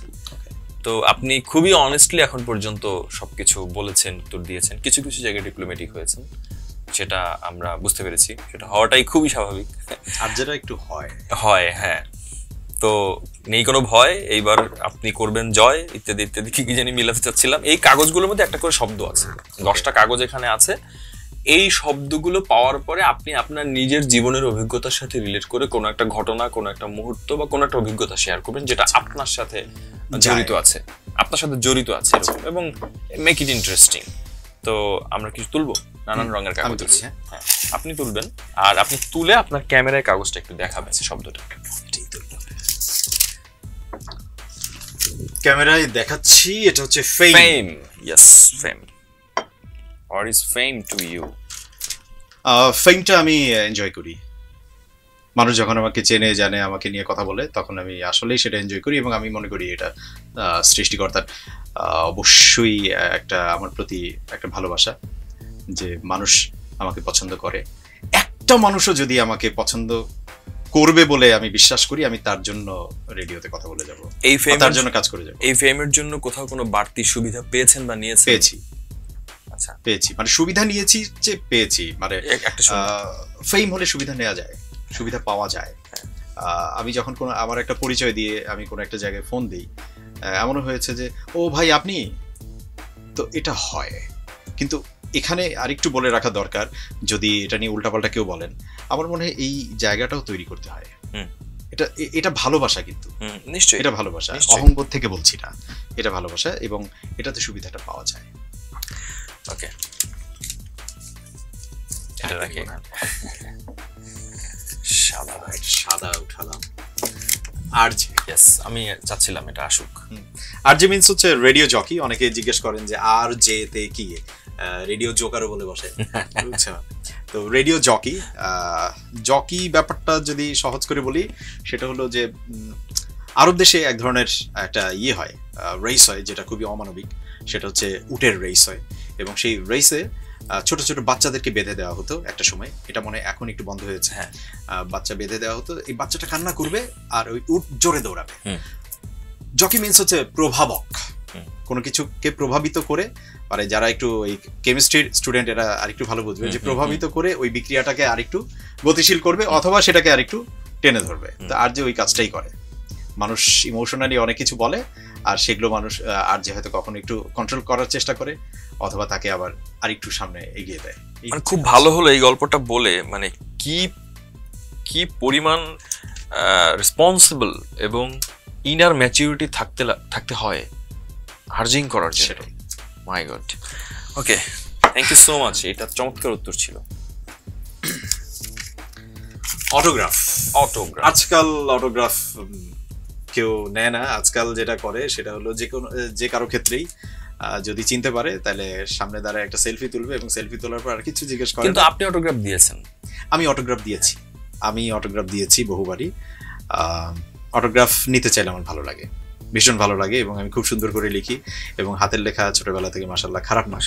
তো খুব সুন্দর করে তার জন্য 2 লাইন লিখি, তারপর একটা অটোগ্রাফ দিই এবং ওইটাতে মনে হয় যে হ্যাঁ এটা একটা টিপিক্যাল কাজ করলাম, যেটা বহু বছর ধরে ছোটবেলা থেকে মানুষকে এই সেলিব্রিটিদেরকে করতে দেখেছি। তো এইটা যখন করি তখন মনে হয় যে হ্যাঁ ঠিক আছে, কিছু একটা হয়েছে। নিজে নিয়েছেন অটোগ্রাফ নিয়েছি যখন যার কাছ থেকে পেরেছি, যেমন মানে দু একজনের নাম শুনি, পছন্দের মানুষ যাদের কাছ থেকে। শেষ কার অটোগ্রাফ নিয়েছেন মনে আছে কিনা? এটা ওইভাবে আসলেই মনে নেই। হ্যাঁ, এখন সুযোগ থাকলে কার অটোগ্রাফ নিতেন? এখন সুযোগ থাকলে হুমায়ুন স্যারের আমি বিশাল বড় ফ্যান ছিলাম, এখনো আছি, ভবিষ্যতেও থাকবো। ওনার সাথে আমার দেখাটা হয়নি। আমি খুব দোয়া করছিলাম উনি দেশের বাইরে যখন চিকিৎসা মানে ছিলেন, চিকিৎসা চলছিল, যে উনি সুস্থ হয়ে ফিরুক, কিন্তু ওনার অটোগ্রাফটা নেওয়া হয়নি, ছবিও তোলা হয়নি, ওনার সাথে দেখা হয়নি। এটা সুযোগ থাকলে নিতাম। আরেকজন মানুষের সাথে সুযোগ থাকলে আমি দেখা করতাম, অটোগ্রাফ নিতাম, ছবি তুলতাম। তিনি হচ্ছেন আমাদের ঢাকার সাবেক মেয়র আনিসুল হক। আমি এই মানুষটাকে খুব মিস করি। মানে ওনার নামে কিন্তু ওনার মৃত্যুর আগে বেশ কিছু ফেক নিউজ আসতেছিল এবং প্রতিবারই আমি খুব ধরেই নিচ্ছিলাম এটা একটা ফেক নিউজ, এটা যেন ফেক হয়। শেষ যখন উনি মারাই গেলেন সেটাও ধরে নিচ্ছিলাম যে এটাও যেন ফেক হয়, উনি ফিরে আসুক। শুধুমাত্র এইটুকু চাচ্ছিলাম যে ওনার সাথে আমার দেখা। He was a magician. ওকে, আচ্ছা, তিনটা হয়ে গেল। মেয়ে মানুষ। এবার একটু প্লিজ মানে এই অংশটুকুন ভাবি দয়া করে দেখবেন না। না ভাবি তো একটা মেয়ে মানুষই। ওকে মানে সে একটা মেয়ে, আমার ঘরে আমার সন্তান একটা মেয়ে আছে, তারপর একটা ছেলে আছে। হ্যাঁ, মাশাআল্লাহ। তারপর আমার মা একটা মেয়ে মানুষ, মানে মেয়ে মানুষ দেখতে আমি এদিকে যেতে চাই না। তারপর আমার একটা বড় বোন, সে একটা মেয়ে মানুষ। তারপর আমার অনেকগুলো কাজিন, এখানে মাইক্রোফোন। তারপরে আমি জয়পুরহাটে আমার জন্মের সময় আমি যে স্কুলটাই পড়ছি ক্লাস 7 পর্যন্ত, সেখানে ছেলে মেয়ে আমরা একসাথে পড়ছি। ওই পাশে এরা বসছে, এই পাশে আমরা বসছি, আর টিফিনের সময় আমরা একাকার হয়ে গেছি। আচ্ছা, এটা আমরা বুঝতে পেরেছি। এবার বলেন, আমার উত্তর দেন। কি জানতে চাও মেয়ে মানুষ সম্পর্কে? মানে শব্দটা মাথায় আসলে আপনার কাছে, মানে আমি খুব পজিটিভলি বলতে চাচ্ছি যে আমি বিশেষ সুন্দর কিছুই আসে মানে হচ্ছে মানে আমি আকর্ষণ ফিল করি। মানে আমার কাছে নারী মানে হচ্ছে খুব আকর্ষণীয় একটা ব্যাপার, আমার কাছে নারী মানে খুব কমনীয় একটা ব্যাপার এবং খুব দায়িত্বশীল একটা ব্যাপার, এবং আমার কাছে নারী মানে হচ্ছে আমার প্রচন্ড মাথা ব্যথা করছে, আমার প্রচন্ড অস্বস্তি বোধ হচ্ছে, তখন আমার প্রিয় মানুষ, আমার নারী, সে যদি আমার পাশে থাকতো তাহলে মানে আমার সেই সময় কোনো মেডিসিন লাগতো না। এটা আমি সবসময় ফিল করি। বাহ বাহ। আপনার মেয়েদের সব কোন কোন গুণগুলো বেশি মুগ্ধ করে আপনাকে? আমি আপনার বন্ধু কিংবা মুগ্ধ করে নাকি পাওয়ার? না, তার মানবিক কোন গুণাবলীগুলো আপনাকে মুগ্ধ করে? ওরা কেয়ারিং হয়, ছেলেরাও হয়, কিন্তু ওরা যখন কেয়ার করে তখন একদম মানে তুলকালাম করে কেয়ার করে। আর একটা বড় ধরনের কোনো কমপ্লেন ইন কমন যদি বলি, নিজে যে মেয়ে, মানুষের চেয়ে মেয়ে হিসেবেই আবার ওই যে তার মধ্যে যে কমনীয়, তারপরে আরো যে ভালো ভালো বিষয়গুলো বললাম না, এইটাকে পুঁজি করে সেই সুবিধা নেওয়ার চেষ্টা করে। তাকে আসলে আমি সবসময় বলি যে পুরুষ, তুমি আরো পুরুষ হওয়ার দরকার নাই, তুমি মানুষ হও। আর নারী, তুমি পুরুষ হওয়ার চেষ্টা করো না, তুমিও মানুষ হও। এটা আমি সবসময় বলি। এই জন্যই জানি না কেউ খেপতে পারে, খেপুক, যে যার দায়িত্ব নিয়ে খেপুক। আগে খেপুক, তবে বুঝে খেপুক। হ্যাঁ, এটাও হচ্ছে আমাদের এতক্ষণের আলোচনা। রেডিও, সেটা হচ্ছে রেডিও। I love radio. আমি রেডিওতে কাজ করি এবং আমি খুব রেডিও ফ্রিক ছিলাম। আমার রেডিও শোনার অভ্যেসটা শুরু হয়েছিল আমার মায়ের সাথে, বাংলাদেশ বেতার। এবং মা হচ্ছে বেতারের যে শুক্রবার, বৃহস্পতিবার, সোমবার রাতে, বুধবার রাতে যে নাটকগুলো হতো, আমি তো ছোটবেলা থেকেই হচ্ছে মা নেওয়াটা ছিলাম, তো মায়ের সাথে ঘুমাতাম। তো মা ওই রেডিও ছাড়তো এবং আমিও শুনতাম। তারপরে দেখতাম যে আমার যে বড় বোন, সে হচ্ছে আগে বিজ্ঞাপন তরঙ্গ, তারপরে দুর্বার কি যেন অনুষ্ঠান হতো এগুলো, তারপর সকালবেলা উত্তরণ অনুষ্ঠানটা, অর্থাৎ ম্যাগাজিন অনুষ্ঠান যেগুলো হতো সকালবেলা, অসাধারণ লাগতো তাদের সেই ভয়েস। তো রেডিও আমাকে খুব টানতো, আমি রেডিও শুনতাম। এটা কেন আমি জানি না, টেলিভিশনের চেয়ে ছোটবেলা থেকে আমার রেডিও শোনার অভ্যাসটা ছিল। তো দিন শেষে আমার মনে হয় যে রেডিওই শেষ পর্যন্ত আমাকে ধরলো। আপনার সাথে আমি একটা ব্যাপার বলি, আমার একটা বহুদিনের জ্ঞান বুদ্ধি হওয়ার পর, রেডিওতে কাজ করতে আসার পর থেকে একটা আক্ষেপ আছে। সে আক্ষেপটা আছে, আমরা আমাদের স্বাধীনতার কথা বলি, যুদ্ধের কথা বলি, চেতনার কথা বলি, পতাকার কথা বলি, সবকিছুর কথা বলি, কিন্তু এই পুরো প্রক্রিয়ার সাথে রেডিও অনেক বড়ভাবে জড়িত। মুক্তিযোদ্ধারা ক্যাম্পে রেডিও শুনেছেন, সেখান থেকে সংকেত পেয়েছেন, স্বাধীন বাংলা বেতার কেন্দ্রের গান থেকে তার ইন্সপায়ার হয়েছেন। রেডিওটাই স্কিপ হয়ে যাচ্ছে নতুন ইতিহাসের জায়গাতে, ওই যন্ত্রটা আসছে না, ওটা নিয়ে কেউ কথা বলছে না। আপনি একটা বড় স্টেশনের জায়গাতে আছেন, এটা নিয়ে আমার নিজেরও ব্যক্তিগত অনেক কিছু সাজানো আছে, বলার আছে। যদি সুযোগ থাকে আমার মনে হয় একেবারে, এবং সরকারি পর্যায়েও যারা আছেন, তথ্য সম্প্রচার মন্ত্রণালয়েও যারা আছেন, আপনারা তো অনেক কিছু নিয়ে কাজ করছেন। এই রেডিওটা যে আমাদের বাংলাদেশ এবং মুক্তিযুদ্ধের সাথে অনেক বেশি রিলেটেড, এটা নিয়ে একটু কাজ করেন। রেডিওটার বাচক এখনো পর্যন্ত কিন্তু ওয়ার্ল্ড ওয়াইড রেডিও অ্যাকসেপ্টেড একটা বিষয়। না, সেটা তো আছে, আমি এর বাইরে বলছি। একদম এই রেডিওকে আমাদের দেশের সাথে অস্বীকার করা যাবে না। এমনকি আপনি আজকে আমাদের ইতিহাস এবং রেডিও একদম ওতপ্রোতভাবে জড়িত। আমি সেটাই বলতে চাচ্ছি। এমনকি আজকে যদি আপনি ক্রিকেটের কথা বলেন, বাংলাদেশ যে সেই হাসিবুল হোসেন শান্তের 1 বলে 1 সেই মালয়েশিয়ার কিলাত সেই ক্লাব খেলাগুলো রেডিওতে শোনা। হ্যাঁ, তো রেডিও এতগুলো জায়গায় আছে, সেই রেডিওটাকে কিন্তু সরকারি ভাবে বা বড় বড় প্রতিষ্ঠান যারা আছেন তারা কেউ পেট্রোনাইজ করছে। সবচেয়ে বড় কথা এখানে অ্যাড করে দেই, সেটি হচ্ছে এই যে এত অ্যাওয়ার্ড সেরেমনি হচ্ছে বিশেষ করে রাষ্ট্রীয়ভাবে, রেডিও কোনো ক্যাটাগরিতে নাই, কোনো ক্যাটাগরিতে নাই। আমি একটা বোনাস তুলতে চাই আপনার জন্য। প্রেম করছেন কার সাথে? তুমি এটা চাচ্ছিলা যে করছেন কার সাথে? না, এখন আমরা আমি নামটা বিপ করে দিব, অসুবিধা নেই। না, এখন আমি আমার বউর সাথে প্রেম করছি। আমি যে মুহূর্তে তুমি ডাকছো, জয় ভাইকে বলে দিব। না, তুমি যেই মুহূর্তে ডাকছো, এখন আমার মানে বাসায় খুব ভালো প্রেম চলতেছে। তার আগে মানে তার সাথে আমার পরিচয় তো 20-22 বছর ধরে, তো মাঝখানে বহুবার তার সাথেই ব্রেকআপ হয়েছে। ওই ব্রেকআপের সুযোগে মানে মনে হয়েছে যে কারো না কারোর সাথে প্রেম হয়ে যাচ্ছে। আচ্ছা, মানে এই একটা মানুষ যার কথা বললাম যে এখন আমার মানে ঘরের মানুষের সাথেই, আমার বউর সাথেই আসলে প্রেমটা সবচেয়ে বেশি জমজমাটে এই মুহূর্তে। মানে ঠিক তুমি যেই সময়টা ডেকেছো, তার সাথে আমার দীর্ঘ 20-22 বছরের একটা পথ চলা। মানে ছোটবেলা থেকে আমরা বড় হয়েছি, আমাদের বাচ্চা কাচ্চাগুলো বড় হয়েছে। আর এর মাঝখানে তার সাথে আমার যতবার ব্রেকআপ হয়েছে, আনঅফিশিয়াল ব্রেকআপ, ওই ব্রেকআপের ফাঁকফোকর গলে কারো না কারোর সাথে প্রেমের মতো কিছু একটা মনে হয়েছে। সাবধান, প্রকৃতি শূন্যস্থান পছন্দ করে না। আচ্ছা, আমি একটু ভাবি, কিন্তু দিন শেষে she always fights for me. আচ্ছা, ভাবির জন্য আপনি একদম আপনার ক্যামেরায় কিছু একটা বলেন, মানে এটা একদম আপনি তাকিয়ে বলছেন। একদম আমি যেটা বলি যে সে হচ্ছে একজন ট্রু ফাইটার, এবং আমার মনে হয় যে আমার রিয়েল গার্ডিয়ান বলতে আসলে আমি যদি একটু বিষয়টা ইমোশনাল হয়ে যাবে, যে আমি খুব ছোটবেলায় আমার বাবাকে হারিয়েছি, তারপরে 8-10 বছর আগে মাকে হারিয়েছি, মা আমার কাছে ছিল। তো আমরা যেই সময়ে মানে প্রেম করেছি বা আমরা বিয়ে শাদী করে ফেলেছি, তখন আসলে অনেকের প্রেমের বয়সই হয় না। হ্যাঁ, তো সেই সময় আমরা সেটা করে ফেলেছি। তো সেই সময় থেকে এই পর্যন্ত আমার একজন প্রপার গার্ডিয়ানও যদি হয়, মানে আমাকে মানে একটু বিচ্যুত হয়ে যাওয়ার পরে আবার টেনে আনা, আবার ধরে রাখার কাজটা যে মানুষটা খুব ভালোভাবে এখনো পর্যন্ত দাঁতে দাঁত চেপে করে যাচ্ছে, সে ডেফিনেটলি আমার ওয়াইফ। একটু তাকে উদ্দেশ্য করে তো বলা হলো না, এটা পুরোটাই তোমার জন্য, এবং এই অংশটুকু ইভানের গিফট। আর আমি আসলে এইগুলো বলতে গেলে, এবং আমি খুব করে চাই যারা ক্যামেরায় আমাকে দেখছেন, আমি এই মানুষটাকে নিয়ে একটা দিন একটা আলাদা করে এপিসোড করতে চাই এবং একটা বড় গল্প করতে চাই। আমি সিরিয়াসলি বলে যাচ্ছি, এটা নোট করে রাখতে পারেন। এবং এই গল্পটা খুব ডিফারেন্ট একটা গল্প হবে। প্রত্যেকটা মেয়ের যেমন এই গল্পটা শোনা দরকার, জানা দরকার, প্রত্যেকটা ছেলের পর্যন্ত জানা দরকার।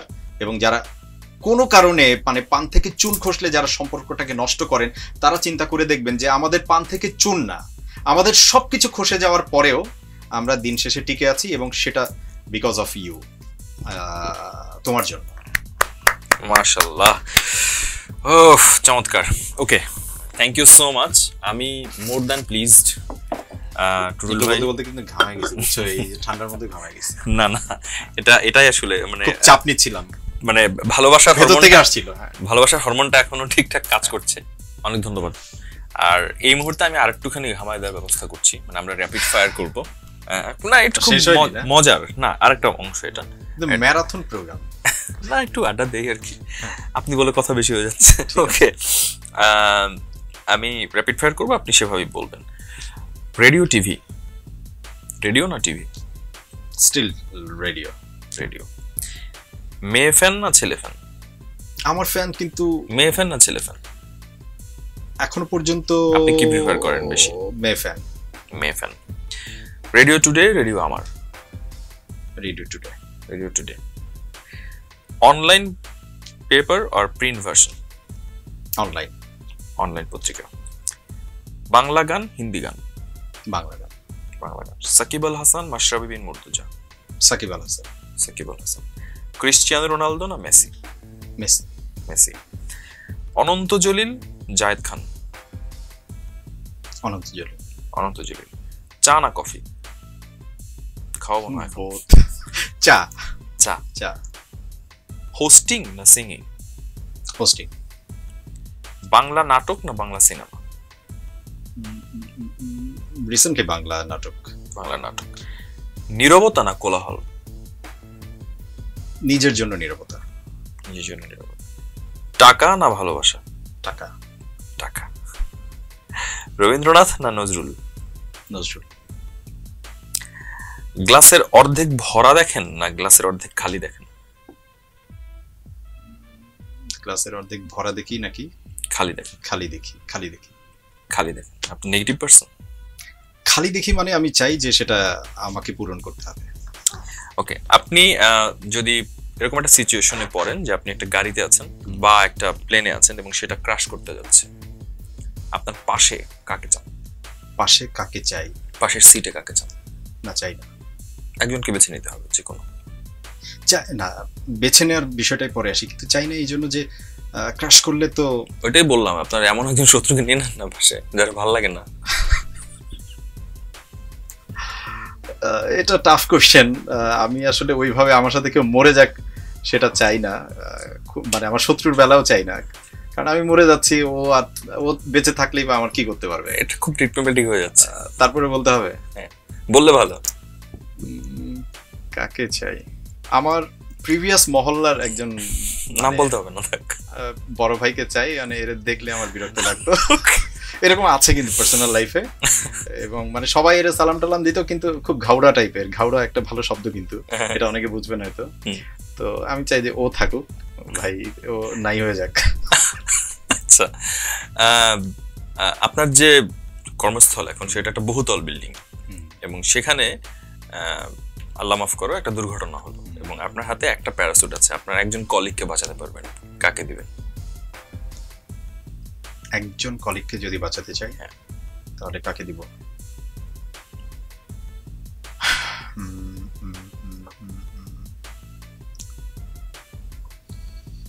আমাদের ফ্রন্ট ডেস্কে বসে হেল্প করে নানান কাজে, আমি যাকে ডোরেমনের গ্যাজেটও বলি, এবং সবসময় আমার প্রয়োজনে পাশে থাকে, ওনার নাম হচ্ছে আব্দুর রউফ। রউফ ভাইকে দিয়ে দিব। আমি রউফ ভাই আমাদের সময় থেকে ছিল, খুবই ভালো। ওকে, চমৎকার। একই সিচুয়েশন, এটা ধরেন একটা হেলিকপ্টারে বা প্লেনে আছে, আপনার ভাবি আছে এবং আপনার সন্তান আছে একজন, ভাবিকে দিবেন প্যারাসুটটা না সন্তানকে দিবেন? ভাবিকে দিতে চাইলে সে নিবে না। আপনি কাকে দিবেন? সন্তানের ওজন তো বেশি, দুইজন একসাথে উঠতেও পারবে না, মানে খেয়ে দিয়ে তো বেশ ভালোই আছে এরা। হ্যাঁ, দুজন হলে তো হবে না, তাই না? মানে আমি দিতে যাচ্ছিলাম, এরকম মাকে দিলাম, ছেলেও ঝুলে থাকলো, এরকম হয় নাকি? প্যারাশুটে নেওয়া যাবে? আচ্ছা, আমরা তিনজনকে একসাথে নিয়ে নিই, এই কোশ্চেনের মধ্যে আপনাকে না ফেলি। একজন ভালো বাবা, তিনি এটা প্রমাণ করে দিলেন। একদম শেষ প্রশ্ন আপনার কাছে, আর একটা ছোট্ট উইং আছে, সেখানে যাওয়ার আগে এখন আসলে কি করতে চান? একটা ইচ্ছে যেটা এখনো পূরণ হয়নি। কি করতে চাই? এমন একটা ইচ্ছে যেটা এখনো করা হয়নি, যেটা পূরণ। আমি কোনো একটা সময়ে কিছু থিয়েটার বা মঞ্চনাটক করেছি, এই কাজগুলো আমার এখনো ওইভাবে অফিসিয়ালি করা হয়নি। সুযোগ পেলে আমি কিছু ভালো কাজ করতে চাই, মানে অভিনয় করতে চাই। হ্যাঁ, কবিতা নিয়ে কিছু ভালো কাজ করতে চাই, আমি যেহেতু কবিতার মানুষ। আর এই কাজগুলো আমার করার ইচ্ছে আছে। আর আরেকটা জিনিস বলি, সেটা হচ্ছে আমার হয়তোবা এই ক্ষেত্রে আমার দর্শনটা অনেকে বুঝে যাবে, বাট আই ডোন্ট কেয়ার। সেটি হচ্ছে যে আমি একটা সময়ে প্রচুর ইসলামী গান গাইতাম, হামদাত খুব ভালো গাইতাম, আমি শিখেছিও। আমাকে সেগুলো খুব টানে। কখনো যদি আমি সব গান ছেড়ে দিই, এই গানগুলো আমি বেশি করে করব। এবং আন্তর্জাতিকভাবে কিন্তু এখন এই গানগুলো যারা করে তাদের অ্যাকসেপ্টেন্সও খুব ভালো। আমি এই স্পিরিচুয়াল সং যেগুলো একদম আত্মাকে পরিশুদ্ধ করে, এগুলোকে খুব প্রফেশনাল ওয়েতে বাংলাদেশে ওইভাবে কাজ হয়নি। অনেক সিঙ্গার যারা আছেন তারা ভালোবেসে দু একটা কাজ এই রমজান মাসে বা বিভিন্ন সময় করেন। আমি এটাকে নিয়ে একটু বড় করে কাজ করতে চাই। মানে গান নিয়ে যদি কখনো মনে হয় যে না, প্রেম ভালোবাসার গান আর করবই না, যদি কখনো ডিসিশন নেই এরকম, তাহলে আমি এই গানগুলো বেশি করে করবো। চমৎকার, সেই ইচ্ছে ইনশাআল্লাহ পূরণ হোক। আমরা একদম অনুষ্ঠানের শেষ দিকে আছি। একটা ছোট্ট উপহার আপনার জন্য, এবং এই উপহারটা হাতে নিয়েও প্রশ্নের উত্তর দিতে হবে। সেটা হচ্ছে, এটার দিকে তাকালেই দেখা যায় সংবাদ প্রকাশ। সংবাদ রেডিওতে যারা কাজ করেন, আরজে কিংবা এরকম পারফর্মার যারা আছেন, তাদের নিয়ে কি ধরনের সংবাদ আশা করেন বা আরো কতটা সংবাদ আশা করেন? আমি চাই যে আমাদের পজিটিভ জিনিসগুলো নিয়ে মানুষ লিখুক। আমরা ভাষা নষ্ট করে দিচ্ছি, আমরা মানে বিজাতীয় সংস্কৃতির মূল ধারক বাহক, মানে প্রচারক। হ্যাঁ, মানে আমরাই যেন সব, অর্থাৎ সবকিছু নষ্টের গোড়া হচ্ছে আমরা। কিন্তু আমরা যে লক্ষ লক্ষ মানুষকে দিনের শুরুতে একটা ভালো ভাইব দিয়ে তার কর্মস্থলে পাঠাই, এই গল্পটা কেউ লেখে না, বলে না। আমরা আমাদের 103 ডিগ্রি 4 ডিগ্রি জ্বর নিয়ে, অসুস্থতা নিয়ে, পার্সোনাল অনেক ঝামেলা নিয়ে টানা 7-8 দিন রাতে না ঘুমিয়ে সকালবেলা এসে গুড মর্নিং বলতে পারি বা শুভ সকাল বলে যে অন্যকে ভালো রাখার যে দায় নেই, এই গল্পটা না যেচে কেউ আমাদের কাছ থেকে নিয়ে কখনো করে না। আমি অনেক সময় আমার নিজের প্রচার প্রসারের জন্য বিভিন্ন জায়গা থেকে সাপোর্ট পেয়েছি, আলহামদুলিল্লাহ। আমি খুব ব্লেসড এই জায়গায়। বিভিন্ন অনলাইন পত্রিকা বলো, প্রিন্ট মিডিয়া বলো, তারা আমাকে সাপোর্ট দিয়েছে। সেটাও হচ্ছে আমার গান, কবিতা বা ওই কাজগুলোর জন্য। আমি যখন আমার কোনো কাজ নিয়ে তাকে বলেছি, আমাদের কাছে এরকম অনেক, মানে আমার কাছে এরকম অনেক আসছে, ভাই ঠিক আছে, আপনার বুঝছি আপনার কোনো গান টান আসতেছে কিনা বা নতুন কোনো কাজ আছে কিনা। মানে আরজে অনেক বড় একটা গল্প ভাই। একটা আরজেকে নিয়ে তুমি ইন্টারভিউতে বসলে, এই যে আমরা কিন্তু কথা শেষ করতে পারি নাই, তা আমার মনে হয় যে সেগুলো নিয়ে প্লিজ একটু লেখালেখি করা দরকার। আমি আপনার সাথে একটু অ্যাড করি যে আরজেদের ক্ষেত্রে যেটা হয়, ধরেন ব্যক্তি জীবনে মাইক্রোফোনে বসলাম বা কথা বললাম, দেখা যায় ব্যক্তি জীবনে সবচেয়ে ভালোবাসার মানুষটা, মানে গার্লফ্রেন্ড হোক, ওয়াইফ হোক, তার সাথে হয়তো প্রচন্ড মানে মানসিক কষ্টের জায়গা যাচ্ছে, একটা ব্রেকআপ সিচুয়েশন। সেই সময় একজন ফোন করে বলতো যে ভাই আমার মনটা খারাপ, আমার প্রিয় মানুষের সাথে কথা হচ্ছে না, কি করব? তখন আমাদের হাসি মুখে বলতে, আরে ব্যাপার না, এটা ঠিক হয়ে যাবে। কত ফেস করেছি এটা। ওকে ভাইয়া, এই গল্পগুলো করা দরকার। হ্যাঁ, আমরা করবো ইনশাআল্লাহ। আর একটা শব্দ আছে আমার এখানে, প্রকাশ। জি, তো আর যে টুটুলকে নিয়ে যদি আমরা একটা সংবাদ প্রকাশ করতে চাই, সেটা মানে দেওয়ার মতন খবর কি আছে সামনে? না, এই মুহূর্তে স্পেসিফিক ভাবে আমি আসলে বলতে পারবো না যে আমার নতুন 2টা গান আসতেছে। মানে আর যে টুটুলকে নিয়ে যদি প্রকাশ মানে করার কিছু থাকে, আর যে টুটুলের সাথে বসে তার কাছ থেকে 5টা গল্প নিয়ে নেওয়া যেতে পারে, এবং সেই গল্পগুলোকে নাটক বা সিনেমা বানানো যেতে পারে, এবং সেখানে আর যে টুটুলকে একটা ব্রেক দেওয়া যেতে পারে, এবং সেটা নিয়ে গল্প প্রকাশ করা যেতে পারে। চমৎকার। একদম শেষ করবো, যেহেতু এটা আপনারই রাখতে পারি। আমি একটু বিদায় নিয়ে নিব। হামদাতের কথা বলছিলেন, আমরা একটা হামদ বা নাত থেকে শেষ করব। আমি দর্শকদের কাছ থেকে বিদায় নিয়ে আসবো, কারণ আপনাকে আলাদা করে ধন্যবাদ দেওয়ার জন্য দিচ্ছি না, ওটা মনের ভিতরে থাকুক। এবং যেভাবে পছন্দ করি, সেই পছন্দের জায়গাতে অনেক কিছু দাবিও আছে। আপনি আরেকটু অ্যাক্টিভ হবেন গান এবং এই সব কিছুতে, কারণ অনেকগুলো সমমনা মানুষের একসাথে থাকা উচিত। আমি ভালো মানুষ সবাই, কিন্তু একই একটুখানি রুচি মেলে বা একটু আদর্শ মেলে ওই মানুষগুলোর একসাথে থাকলে অনেক ভালো লাগা থাকে। আমার ডাকে আপনি সাড়া দিয়েছেন, এসেছেন, আমি কৃতজ্ঞ এবং সুস্থতা কামনা করছি আপনি এবং আপনার পরিবারের। আমি বিদায় নিব, আপনি দর্শকদের কাছ থেকে বিদায় নিয়ে একটা হামদ আমাদেরকে শোনাবেন, একটুকুন দাবি। আর সবসময় খুব ভালো থাকেন, আমাদের ভালোবাসেন, ভুল চোখে পড়লে বলে দিবেন, আমার অভিনয় ক্যারিয়ারের জন্য দোয়া করবেন।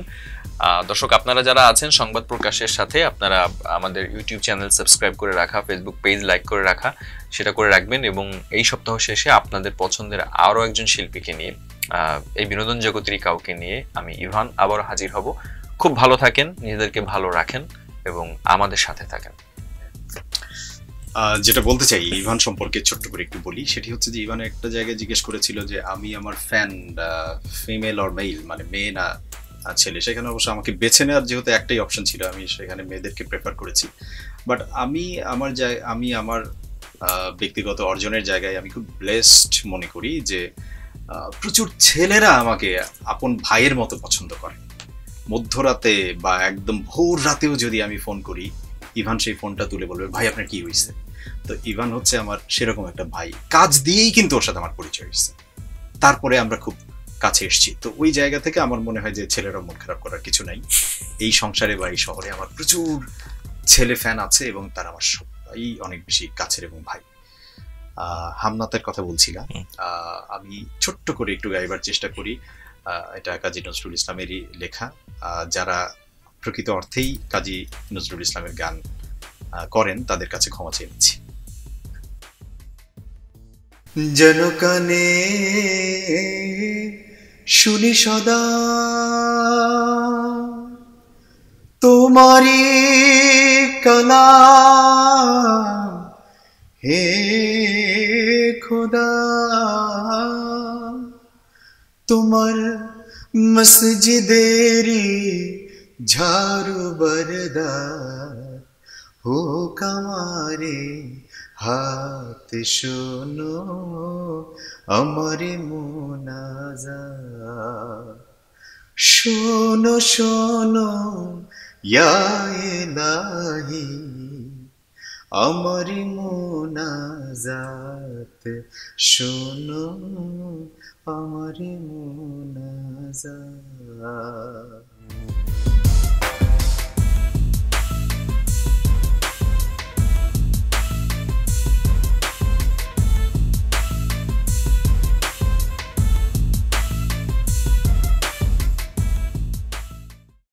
সংবাদ, ফিচার ও অনুষ্ঠানের জন্য ভিজিট করুন সংবাদ প্রকাশের ওয়েবসাইট এবং যুক্ত থাকুন ফেসবুক পেজ ও ইউটিউব চ্যানেলের সঙ্গে।